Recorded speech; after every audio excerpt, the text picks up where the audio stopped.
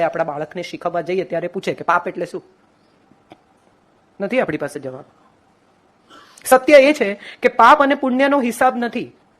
તમારી ભીતર તમે ખાઈ લીધું. મને બહુ એવું થાય છે, તમને પણ કદાચ જેને થતું હશે ને થતું જ હશે. કોક દિવસ બહુ લાલચ થઈ જાય, 9-1 વાગે ખાઈ લઉં, પછી રાત્રે પછી ગિલ્ટથી ભરાઈ જાઉં, એટલે 11 વાગ્યા સુધી હું મારી જાતને કર્સ કરું કે કેમ ખાધું કેમ ખાધું.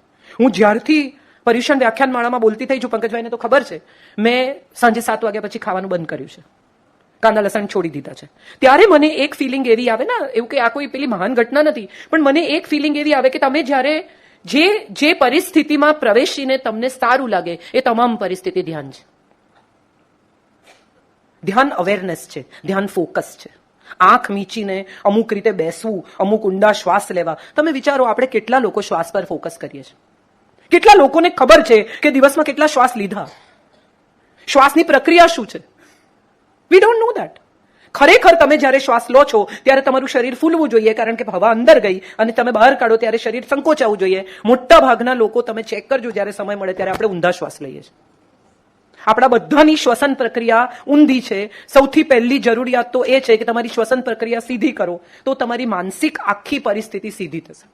આપણા પગ એ પૃથ્વી તત્વ છે. આપણા પેટ અને મૂત્રાશય વગેરે જે અંગો છે એ જલ તત્વ છે. સેક્સ ઓર્ગન્સ અને રિપ્રોડક્શન સિસ્ટમ અને ચયાપચયની જે પ્રક્રિયા છે એ અગ્નિ તત્વ છે. આપણા ફેફસા છે એ વાયુ તત્વ છે, અને આપણું માથું છે અહીંયા એ આકાશ તત્વ છે. આપણે પણ 5 તત્વના બનેલા છીએ, અને એ 5 તત્વ સાથે પ્રકૃતિ સંયોજાય. જ્યારે એ 5 તત્વ સાથે બહારની પ્રકૃતિ બેલેન્સ થાય ત્યારે એ ધ્યાન બને છે. આ આપણે કોઈ આટલી સરસ રીતે નાના બાળકને સમજાવીએ, બધા મા બાપ ઓમ લગાડીને ચલો બેટા આંખો બંધ કરે, આંખો બંધ કરીને એના મગજમાં તો આઈસ્ક્રીમના વિચાર ચાલે છે. એનું ટેડીકોન લઈ ગયું ત્યાં એનું મગજ છે. આંખ બંધ ન કરો છતાંય ધ્યાન લાગી શકે. આંખ ખુલ્લી રાખીને પણ સમગ્ર પરિસ્થિતિ સાથે સંયોજાઈને પણ તમે ફોકસ્ડ રહી શકો તો એ ધ્યાન છે. તમે જુઓ, માં બાળકને સુવડાવતી હોય ને, આ બહુ સુંદર પ્રક્રિયા છે. કોઈ દિવસ તમે આ પ્રક્રિયા જેને પણ મધર્સે બધાએ કરી જશે. બહાર શું ચાલે છે, કોણ આવ્યું કોણ ગયું, એને કાંઈ ખબર નથી. એનું સમગ્ર ફોકસ એ છે કે સુઈ જાય. એ જે શાંતિથી, અને તમે જુઓ એને પોતાની જાતને સમેટી લીધી છે. ઘણીવાર એવું થાય હવે આજના છોકરાઓની વચ્ચે તો માં સુઈ જાય બાળક જાગતું હોય, કારણ કે એને તો એની જાતને શાંત કરી દીધી છે. એને થપ થપ થપ થપ કરતા એને જે એક કન્ટિન્યુઅસ પ્રક્રિયામાં એ સુઈ ગઈ છે અને બચ્ચું જાગતું હોય. કેમ? કારણ કે માને ધ્યાન લાગી ગયું છે. એનું સમગ્ર ફોકસ એના બાળકની શાંતિમાં, એના બાળકની નિદ્રામાં છે. આપણે બધા આ પ્રક્રિયામાંથી જાણે અજાણે જુદા જુદા સમયે જુદી જુદી રીતે પસાર થયા જ છીએ. આપણને એવું સમજાવવામાં આવ્યું છે કે આમ ધ્યાન કરાય, બોડીલી આમ કરાય, મેન્ટલી આમ કરાય. એવું કંઈ જરૂરી નથી. તમે શ્રેષ્ઠ રીતે તમારા જીવન કાર્યને પૂરું કરો એ પણ એક ધ્યાન જ છે. ડોક્ટર ઓપરેશન કરતા હોય ધ્યાન છે. મ્યુઝિશિયન મ્યુઝિક વગાડતા હોય ધ્યાન છે.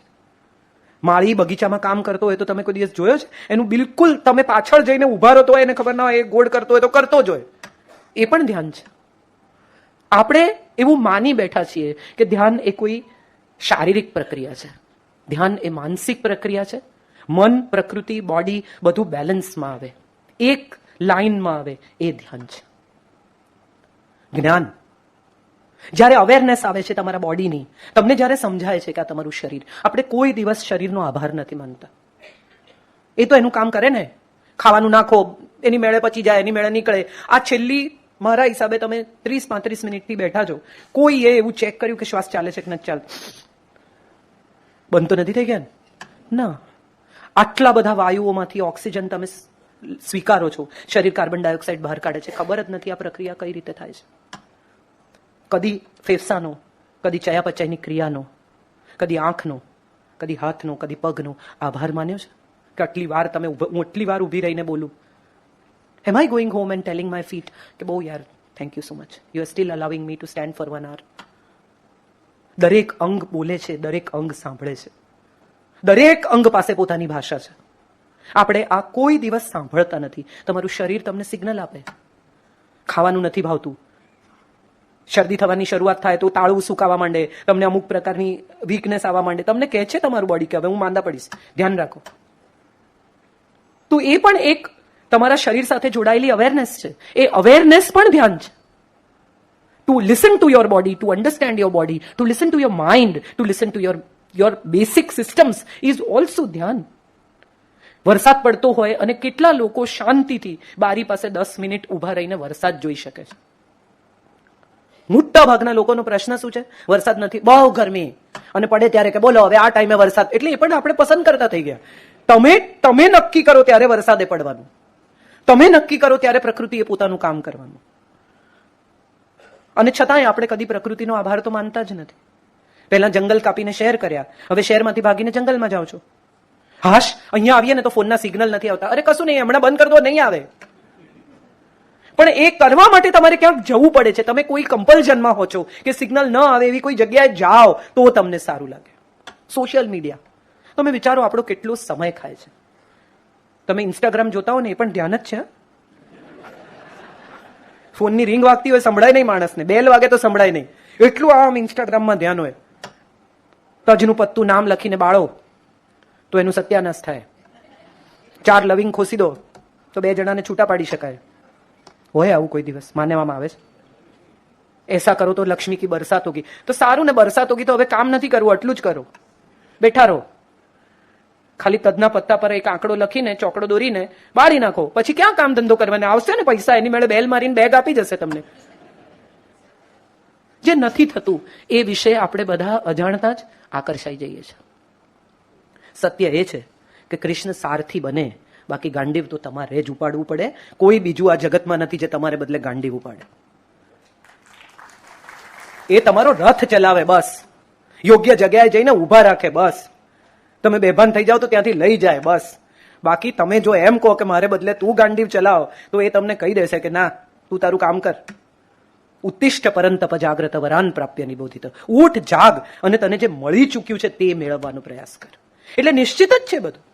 એ નિશ્ચિત સાથે સંયોજાવું એ ધ્યાન છે, સ્વીકાર એ ધ્યાન છે, સંઘર્ષ ન કરવો એ ધ્યાન છે. કેટલા બધા મા બાપને મેં જોયા છે, બહુ ઇન્ટરેસ્ટિંગ. બહાર જતા હોય છોકરા, એટલે કે છત્રી લઈ જાઓ, વરસાદ પડશે. ના લઈ જાય છત્રી. ના, અમારે તો ગાડીમાં જવાનું, છત્રીની જરૂર નથી. પછી 2-2.5 કલાક રાહ જોવે. આવે એટલે કે પલળી ગયા ને. મેં તો કહ્યું હતું 2.5 કલાક શેની રાહ જોઈ? એ પલળીને આવે એની. જીતવાની મજા. સંતાન સામે પણ જીતવું છે, પ્રિયજન સામે પણ જીતવું છે. મેં જે કહ્યું ને કે મને નથી થઈ શકતું રિગ્રેશન, હિપ્નોસિસ, કારણ કે હું સરેન્ડર નથી કરી શકતી. મારી પાસે સવાલો છે. એ સવાલો છોડી દઈને પ્રકૃતિને સરેન્ડર કરવું ને, એ પણ ધ્યાન છે. તમે જ્યાં બેઠા છો ત્યાં બેસીને પ્રકૃતિ સાથે સમગ્રપણે એક થઈ જવું. પાંદડાનો અવાજ સંભળાય, પંખીઓનો અવાજ સંભળાય, હવાનો અવાજ સંભળાય, જો ખરેખર તમે સાંભળી શકો તો. તમારા ધડકારા સંભળાય. હમણાં એક બહુ જ સુંદર હૈદરાબાદમાં એ લોકોએ શરૂ કર્યું છે, મને ખબર નથી કેટલા લોકોને ખબર છે, ડિનર ઇન ડાર્કનેસ. તમે દાખલ થાઓ એટલે પિચ ડાર્ક હોય, તમને એ લોકો પ્રવાસ કરાવે અને બોલ, ઘૂઘરાવાળો બોલ તમને ક્રિકેટ રમાડે, હોડીમાં બેસાડે અને એક્સપિરિયન્સ કરાવે કે હોડી કઈ દિશામાં જાય છે, તમારી રાઈટમાં કે તમારી લેફ્ટમાં, તમારો વરસાદ, અરે તમે પવન કઈ તરફથી અનુભવી શકો છો. તમને કેટલીક વસ્તુઓ સૂંઘાડે, જીરું, કાળા મરી, મોગરો, અને આ વસ્તુઓ સૂંઘીને તમારે નક્કી કરવાનું છે કે શું છે. અને તમે બહાર નીકળો, લગભગ બહાર નીકળતા હો ત્યારે તમને એ લોકો ડિનર કરાવે, જેમાં એ લોકો કહે કે 9 o'clock પર શાક છે, 3 o'clock પર રોટલી છે, 12 o'clock પર ફલાણું છે, અને 3 o'clock પર આ છે. And then you have to eat in pitch dark. Absolute silence છે. તમારા ધડકારા તમને ધબકારા સંભળાય, તમારો શ્વાસ તમને સંભળાય, એટલું સાયલન્સ. અને એ પછી તમે બહાર નીકળો ત્યારે તમને કે તમારા ગાઈડ છે એ પ્રજ્ઞાચક્ષુ છે, બ્લાઇન્ડ છે, જોઈ નથી શકતા, એને તમને આ પિચ ડાર્કમાં પ્રવાસ કરાવ્યો. આ એક એક્સપિરિયન્સ છે. અને જો ન કર્યો હોય ને, હૈદરાબાદ બીજે ક્યાં છે મને ખબર નથી, મેં હૈદરાબાદમાં કર્યો, પણ આ એક એવો એક્સપિરિયન્સ છે કે જે તમને પહેલી વાર સમજાવે કે તમારી સેન્સરીઝ, આંખ સિવાયની પણ સેન્સરીઝ છે જે કામ કરે છે. આપણે હળદર જોઈને ઓળખીએ છીએ, જીરું જોઈને ઓળખીએ છીએ. કેટલા લોકો જીરું સૂંઘીને ઓળખી શકે? કેટલા લોકો કાળામરી સૂંઘીને ઓળખી શકે? કેટલા લોકોને મોગરા અને પારિજાતની સુગંધમાં ફેર ખબર છે? કેટલા લોકોને ખબર છે કે ઉદનું અત્તર અને ખસનું અત્તર અલગ સ્મેલ કરે છે? ખબર જ નથી આપણને. આપણે તો પરફ્યુમનું નામ વાંચીને ચૂસ ચૂસ ચાટીને નીકળી જઈએ. Have you ever felt the perfume? આ ધ્યાન છે. તમારી સેન્સરીઝ સાથે તમારી જાતને સંયોજવી. પહેલી વખત ખબર પડે કે બોલની દિશા કઈ છે. તમને બેટ આપે અને બોલની અંદર ઘૂઘરા છે. સો બોલ આવે અને તમે જો સાઉન્ડથી મારી શકો, that's the only way that you can. કારણ કે પિચ ડાર્ક, તમને તમારો ચહેરો, હાથ ન દેખાય, એટલું અંધારું છે. સો સાઉન્ડથી, હવાની દિશાથી તમારે ફીલ કરવાનું છે કે તમે જમણી બાજુ જાઓ છો કે ડાબી બાજુ જાઓ છો. દસ ડગલા ચાલીને રાઈટ લો એવું તમને કહે. તમને ખબર નથી 10 ડગલા એકચ્યુઅલી ચાલીને રાઈટ ક્યાં આવશે. તમે ડરેલા છો, ભીંતને તો નહીં અડી જાવ ને, પણ તમે નથી અડતા. This is, according to me, is a wonderful feeling of feeling your sensories. And if you know what your sensories are, એ પણ ધ્યાન છે. સ્વયં સાથે જોડાવાની પ્રક્રિયા, કોઈ પણ પ્રક્રિયા એ ધ્યાન છે. વાંચવું, સાંભળવું. આપણે સંગીત સાંભળતા હોઈએ તો કોઈ દિવસ, હવે તો એક સાઉન્ડ ડિસ્કનેક્ટના હેડફોન્સ આવે છે, ફોરેન સાઉન્ડ ડિસ્કનેક્ટ કરી નાખે, માત્ર તમે જે સાંભળી રહ્યા છો એ સાંભળો. તો એ કેટલી અદ્ભુત પ્રક્રિયા છે કે તમે માત્ર જે સંગીત સાંભળી રહ્યા છો એની સાથે જોડાઓ. મ્યુઝિક થેરાપી હવે તો તમારી વેલનેસ માટે વપરાય છે. કેવી રીતે થાય છે આ વેલનેસ? શું છે એવું સંગીતમાં કે તમને સાજા કરે? ગાયોને તમે અમુક મ્યુઝિક સંભળાવો તો બધું દૂધ આપે, એવું સંશોધન થયું છે. તો આ શું છે? મને એવું સમજાય છે કે માણસ કરતા વધુ પ્રાણી પોતાની સેન્સરી સમજે છે. આપણે માણસ તરીકે આંખ સિવાયની કોઈ સેન્સરીનો ઉપયોગ કરવાનું જ ભૂલી ગયા છીએ. દેખાય છે ને એટલે સમજાય છે, પણ કાનથી પણ સંભળાય છે, શ્વાસથી પણ અનુભવાય છે, સ્પર્શથી. નાના બાળકને કોણ શીખવે છે કે અડો તો દાજી જવાય? કોણ શીખવાડે છે? કોઈ નહીં. એ નાનકડું 1.5 વર્ષનું છોકરું હા કેવી રીતે શીખ્યું? એની સેન્સરીઝ ડેવલપ થઈ રહી છે. જ્યારે થઈ રહી હોય ત્યારે હું માનું છું કે એને આ સેન્સરીઝની ઓળખાણ કરાવવી એ બહુ જ જરૂરી છે. કારણ કે આપણે બધા ધીમે ધીમે આપણી સેન્સરીઝ અને સેન્સિટિવિટી બંને ખોઈ રહ્યા છીએ. તમે જતા હો અને કોઈ નાનું બાળક કંઈ માંગવા આવે, તમારું બાળક ગાડીમાં બેસીને ચિપ્સ ખાતું હોય, પણ તમે કાચ પણ ખોલવાની તસદી લેતા નથી. કદી તમારા બાળકને એવું શીખવાડ્યું કે બેટા અડધું પેકેટ છે ને ચિપ્સનું, આપી દે ને?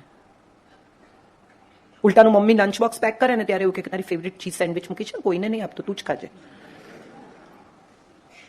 તો સેન્સિટિવિટી પૂરી થઈ ગઈ ને.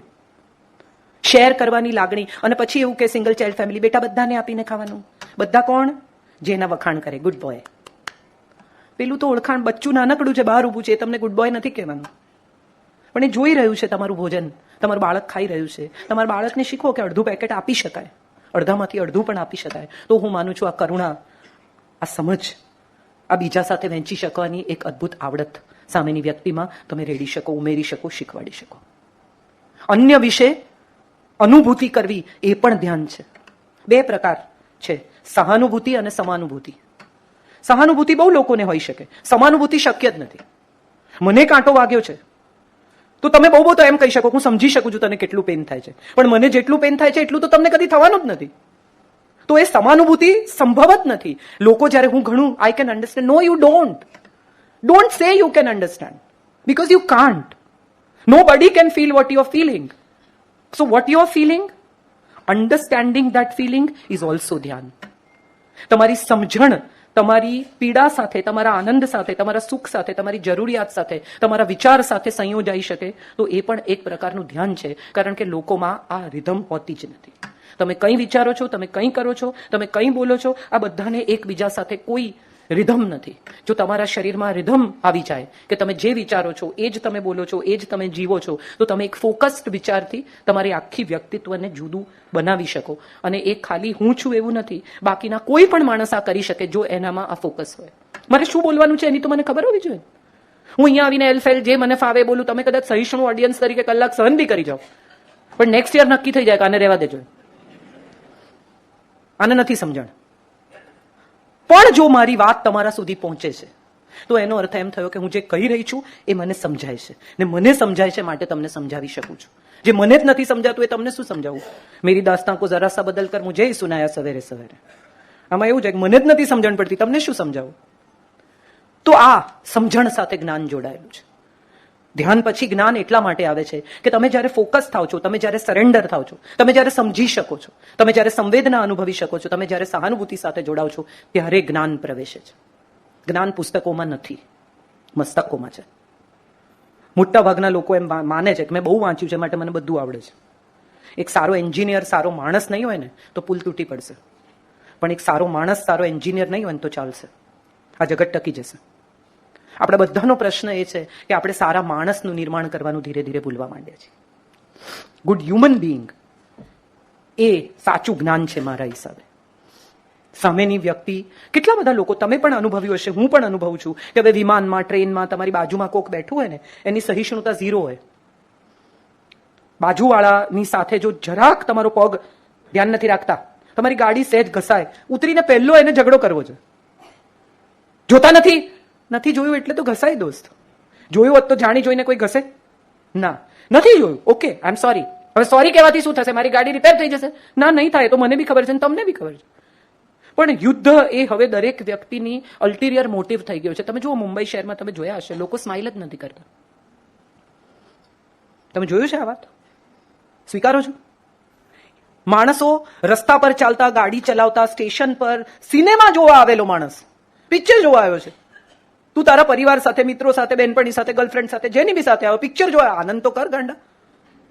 500 રૂપિયાની ટિકિટ લઈને આવ્યો છે, 250 રૂપિયાના સમોસા ખાય છે, મજા તો કર. આવું કંઈક ભલતું મોઢું હોય શેને માટે? કઈ વાતે?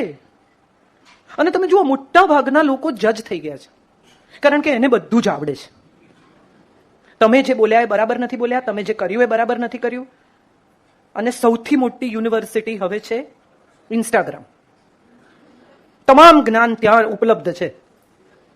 અને ઇન્સ્ટાગ્રામ પાછું વોટ્સએપ કરે, કેટલી રેસિપીઝ વિશ્વભરની બધા ચેક કરે, તમે એમાંથી કેટલું બનાવ્યું. તમે કોઈ દિવસ વિજ્ઞાન, સૌથી મોટું વિજ્ઞાન આયુર્વેદ, એ તમને એમ કે છે કે કાંદા અને દૂધ, કાંદા અને દહીં ભેગું ખવાય જ નહીં. મોટા ભાગની રેસીપીમાં કાંદા લસણ સોતડે, પછી એમાં ક્રીમ નાખે. દૂધ અને કાંદા ભેગા ખવાય જ નહીં એમ વિજ્ઞાન, શરીર વિજ્ઞાન, તબીબી વિજ્ઞાન, આયુર્વેદ બધા કહે છે. અને છતાંય આપણે આ રેસીપી જોઈને બહુ tasty. Have you ever noticed કે તમારું જ્ઞાન કેટલું વ્યર્થ છે? કેટલા બધા લોકોને નોંધ્યા છે કે તમને ફોરવર્ડ સવારના પોરમાં મોકલે, અને આ બધા ફોરવર્ડમાં શું હોય? માણસે જીવનમાં શું કરવું જોઈએ, આમ કરવાથી આમ થાય, આમ કરવાથી આમ થાય, ત્યાગ કરો, સમજદારી બતાવો, બલિદાન કરો. તમે એને ખાલી ફોન કરીને એમ કહો ને કે આઈ એમ સો સોરી, પણ તમારી ગાડી મારાથી સહેજ આજે ઠોકાઈ ગઈ છે, હું તમારા ઘર પાસે.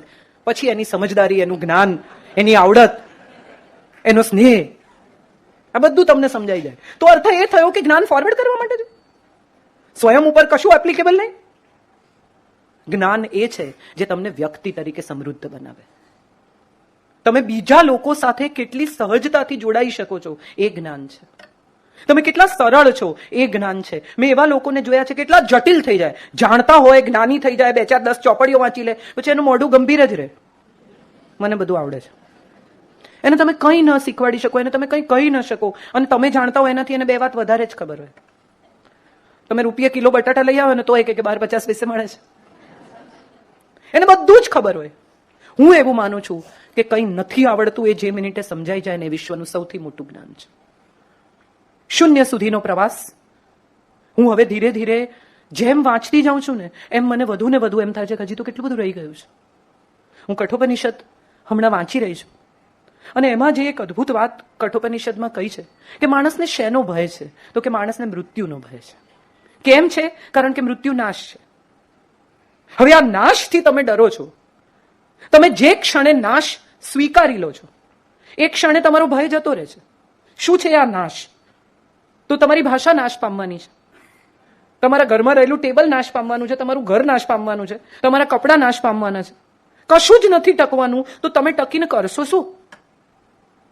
બોટોક્સ, યંગ દેખાવાનો પ્રયાસ.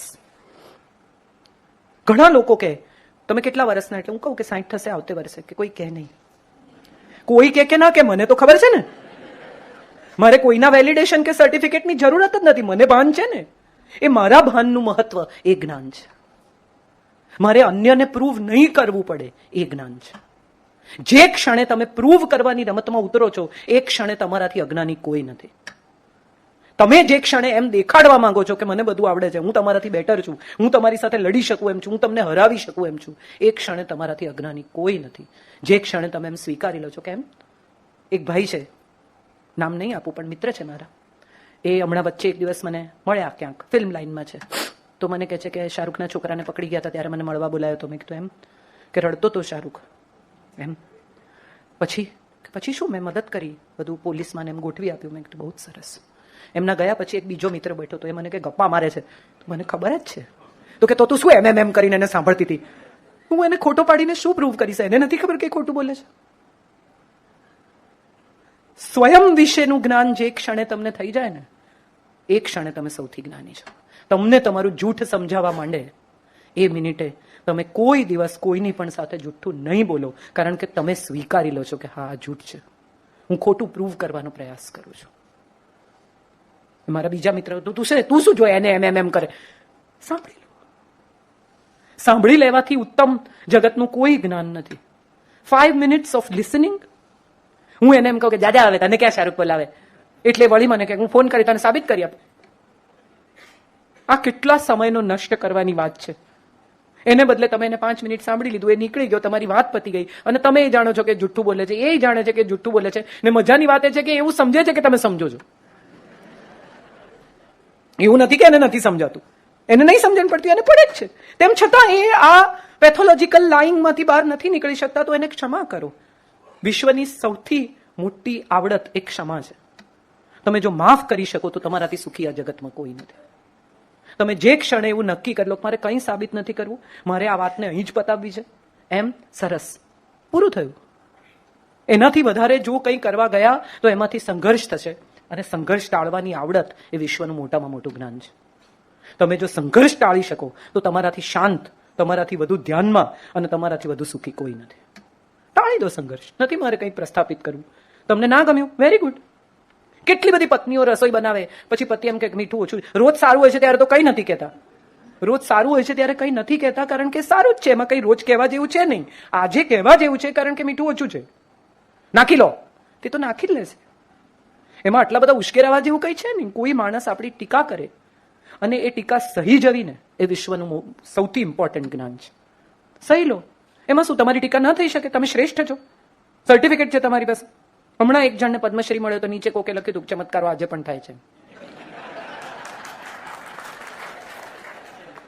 That is the time when you feel. તમે લડવા જશો એ માણસને. કેટલા બધા લોકોને હું એવા ઓળખું છું કે જે ફેસબુક પર યુદ્ધ કરે છે. કેટલા જવાબ આપે ને, કેટલા સમયનો વેડફાટ ને, કઈ ખુશીમાં કરો છો? ન કરો. આ ફેસબુક એ યુદ્ધનું મેદાન નથી. તમે એને લખ્યું, તમે વાંચી લીધું. એ તમારી વોલ પર લખવા આવે છે ને એનું કારણ જ છે કે એને એની વોલ પર કોઈ નથી વાંચતું. એ ઈચ્છે છે કે એને કોક વાંચે, માટે તમારી વોલ પર આવીને લખી જાય. લખવા દો, એને મજા કરવા દો.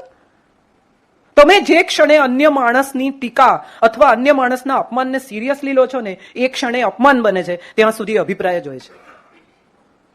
આપણો પ્રશ્ન એ છે કે આપણે અભિપ્રાયને અપમાન માનીને એમાં ઇન્વોલ્વ થઈ જઈએ છીએ. એને અભિપ્રાય રાખો. It's all right. તમને એવું લાગે છે એમ જ હશે. અને બીજું સૌથી ઇમ્પોર્ટન્ટ અને સૌથી મજાની વાત શું છે, તો કે તમે ફેસબુક પર યુદ્ધ કરો, તમે આર્ગ્યુમેન્ટ કરો, તમે સામસામી દલીલો કરો, એ બધું કર્યા પછી એ તો જે માને છે એ જ માનવાનો છે. કલાક તમારો વેડફાઈ જાય પછી એ ગાડીમાં બેસીને તમારાથી છૂટા પડીને પહેલું શું કહેશે? ગાડો, સમજતો જ નથી. એટલે એનો અર્થ એમ થયો તમારો કલાક નષ્ટ, તમારી આર્ગ્યુમેન્ટ નષ્ટ. એના મગજમાં તો 1 ઇંચ પણ તમારી વાત ઉતરી નથી. તો જવા દો. નહીં ઉતરે એવા સત્ય સાથે એને છોડી દો. એને જે દિવસે એનું જ્ઞાન થશે ત્યારે થશે. તમે તમારા જ્ઞાનની ચિંતા કરો. આપણે નથી કરતા. આપણે બીજાને જ્ઞાન આપવા માટે એટલા ઉત્સુક છીએ કે પોતાના જ્ઞાન વિશે વિચારતા જ નથી. અકોર્ડિંગ ટુ મી, જ્ઞાન is knowledge and not information. Our problem is we are treating information as knowledge. Please don't treat information as knowledge. આ 13, 14, 15 વર્ષના છોકરાઓને જે ઇન્ફોર્મેશનનો મારો કરવામાં આવે છે, એમને એમના માતા પિતાએ શીખવવાની જરૂર છે કે there is a vast difference between knowledge and information. હજારો પ્રકારની ઇન્ફોર્મેશન હોઈ શકે. એ ઇન્ફોર્મેશનમાંથી તારવીને તમારે યોગ્ય, તમારે જરૂરી, તમને જે સાચું લાગે એટલું સ્વીકારવું ને, એ નોલેજ છે. અને નોલેજ જીવનભર રહે છે. એ ક્યાંય જતું નથી. ઇન્ફોર્મેશન થોડા સમયમાં વાઇપ ઓફ થઈ જાય છે. નોલેજ તમારી સાથે રહેશે જીવનભર. ઇન્ફોર્મેશન નીકળી જશે. સો જે રહે છે તે જ્ઞાન છે. જે ચડાઈને તમારી સાથે ટકી જાય છે એ જ્ઞાન છે. અનુભૂતિમાંથી જન્મ લે છે એ જ્ઞાન છે. અનુભવમાંથી જે જન્મ લે છે એ જ્ઞાન છે. અને સૌથી મહત્વનું, ભૂલમાંથી જે આવડે છે એ જ્ઞાન છે. આપણે બધા મોરારી બાપુને કોઈકે એકવાર પૂછ્યું હતું કે માણસ શું ખાય તો અક્કલ આવે? બદામ, કેળા, ફલાણું ઢીકણું, બધા જુદા જુદા લોકોએ જુદો જુદો જવાબ આપ્યો. બાપુએ કહ્યું ઠોકર ખાય તો અક્કલ આવે. ખાવા દો ઠોકર. તમે જો ઈચ્છતા હો કે તમારું સંતાન જ્ઞાની થાય તો એને ઠોકર ખાવા દેજો, એને ભૂલ કરવા દેજો.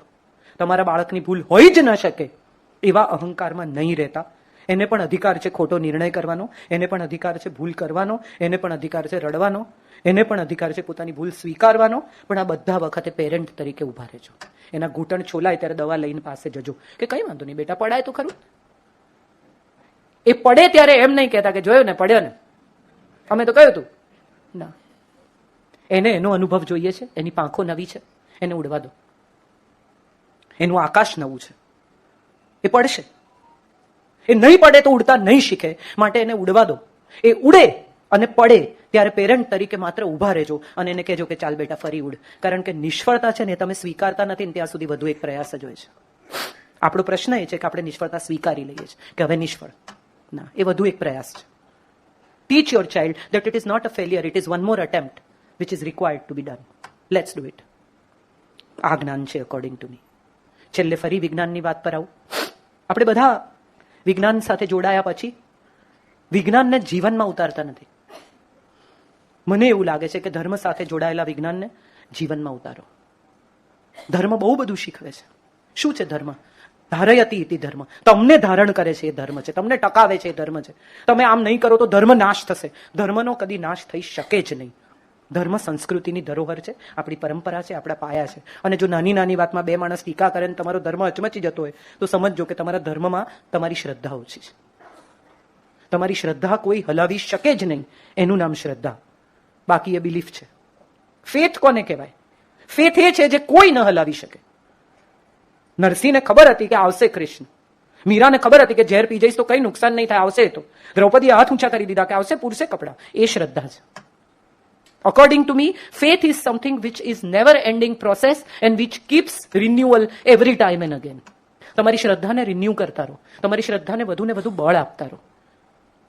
અને એ બળ કઈ રીતે મળે? તો ધર્મ સાથે જોડાયેલા વિજ્ઞાનને સમજવાથી, ધર્મ સાથે જોડાયેલા લોજિકને સમજવાથી, ધર્મ સાથે જોડાયેલા સત્યોને સમજવાથી. હમણાં જ કોઈક બહુ જ સુંદર મહારાજ સાહેબ સાથે હું વાત કરતી હતી. એમણે બહુ સુંદર વાત મને કહી કે એ સમયે માનવ બલિ, પશુ બલિનો સમય હતો.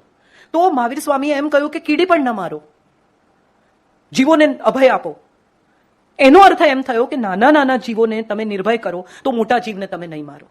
આ એક લોજિક છે. ધીમે ધીમે પગથિયા ચડવાની પ્રક્રિયા છે કે નાના જીવને બચાવો. એનો અર્થ એમ થયો કે પશુ બલિ નહીં, એનો અર્થ એમ થયો કે માનવ બલિ નહીં. તો આ એક સમજણ છે જે ધર્મએ આપણને આપી. જીવો સાથે કરુણા કરો. બાકી તમે વિચાર કરો કે તમે આમ ન કરો ને તમે આમ ન કરો તો ઘઉં તો ખાવ જ છો, રોજ પેસ્ટિસાઇડ છાંટે છે. શાકભાજી તો ખાવ જ છો, પેસ્ટિસાઇડ છાંટે છે. કેટલું નહીં ખાવ, શું નહીં કરો? અગત્યનું એ છે કે તમે કેટલું કરી શકો છો એટલું કરો. જે નથી થઈ શકતું એને છોડી દો. એ સાચો ધર્મ છે. પરાણે જાત પર જુલમ કરીને અમુક રીતે કરવું જ પડે, નહીં તો પાપ લાગે. આવું કોઈ પાપ જગતમાં છે જ નહીં. શરીર સાથે અન્યાય કરીને, સ્વયં પર અત્યાચાર કરીને પાળવામાં આવે એ ધર્મ નથી, એ સજા છે. ન કરો. ઉદાસ ધર્મ વિશ્વમાં છે જ નહીં.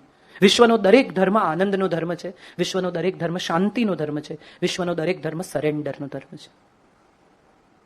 માટે એ સરેન્ડરનું વિજ્ઞાન જો પ્રકૃતિ સાથે જોડીએ અને સ્વયંને સરેન્ડર કરતા શીખીએ તો હું માનું છું આપણે સાચું પર્યુષણ ઉજવી રહ્યા છીએ. બાકી પર્યુષણમાં કોકને ફોન કરીને તમારે એમ કહેવું પડે કે પેલા પૈસા આપી જજો, તમે આમ ના કરતા, આ ભાઈ સાથે સંબંધ ના રાખો. તમને ખબર છે આ બધી નિંદાઓ, આ બધું. એટલીસ્ટ ઉપવાસ કરો, ન કરો, મનનો ઉપવાસ કરો, શબ્દોનો ઉપવાસ કરો, ડિજિટલ ઉપવાસ કરો. આ સાચો ઉપવાસ છે મારા હિસાબે. 4 કલાક ફોનથી દૂર રહી જુઓ. સાચું ધ્યાન છે. ધ્યાન ફોનમાં જ હશે. વાંદરાનો વિચાર નહીં કરતા જેવી આ વાત છે. Thank you so much. ખૂબ આભાર માનવાનો પંકજભાઈનો, વિરલભાઈનો, જેને લીધે દર વર્ષે આ ગોઠવાઈ શકે છે. રાજુભાઈનો, જેમણે બહુ જ સુંદર ટૂંકમાં, નહીં તો ઘણીવાર મને એમ થાય કે એમ આ મારો પરિચય છે, હું ગૂંચવાઈ જાઉં, પણ બહુ જ સુંદર રીતે પરિચય આપ્યો. ખાસ વિરલભાઈનો આભાર એટલા માટે કે એમણે આટલા વર્ષો સુધી દરેક વખતે બહુ જ સુંદર રીતે ઓર્ગેનાઇઝ કરે, બહુ વ્યવસ્થિત એમની તારીખો, વિષય, આ તે messages. I think to organize well is also an art and to handle so many ભેજા. આ બધા લોકોને એ હેન્ડલ કરે છે જે અહીંયા આવે છે, બીજા વ્યાખ્યાનોમાં જાય છે. સુનિલભાઈ દર વર્ષે, it is more than my family for me, કે જે દર વર્ષે મને અહીંયા લઈ આવે અને નક્કી થાય એવો એમનો ફોન આવે કે આવી જશો ને ઘરે એમ. સો અલ્પાબેન અને સુનિલભાઈ, હું દર વર્ષે આભાર માનવાનું ચૂકી જાઉં છું. એટલે આજે મેં યાદ રાખ્યું કે મારે આ બધાને કહેવાનું છે. એ પણ સાચો ધર્મ છે કે જે આટલું બધું આપણા માટે કરે એને એટલીસ્ટ થેન્ક યુ કહેવું. કોઈને ખોટું લાગ્યું હોય તો સોરી કહેવું, એ બી સાચું પર્યુષણ છે અકોર્ડિંગ ટુ મી. આપણે એ કહી નથી શકતા. તમે વિચાર કરો, 8 દિવસના પર્વ પછી કેમ ક્ષમાપના આવે છે? કારણ કે 8 દિવસ તમારા ચિંતન મનનના હિસાબ કિતાબના દિવસ છે, સ્વયં સાથેના સંવાદના દિવસ છે. પૂછી લો જાતને કે કોને કોને સોરી કહેવું છે, કોને કોને થેન્ક યુ કહેવું છે. કોકનો આભાર માનવાનો રહી ના જાય, કોકને સોરી કહેવાનું રહી ના જાય. હું એવું માનું છું કે એ બાકી કર્મ છે. To say sorry to someone, to say thank you to someone, એ પણ એક કર્મ છે.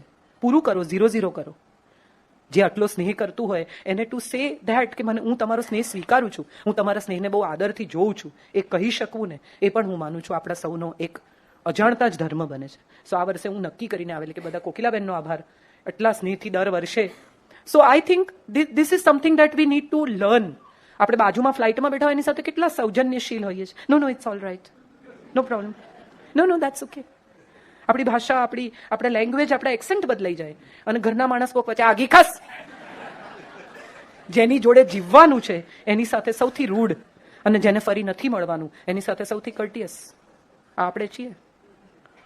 ઇમ્પ્રેશન પાડવા આતુર, જે ઓળખી ગયા છે તેલ પીવા જાય, એની સામે હવે શું ઇમ્પ્રેશન?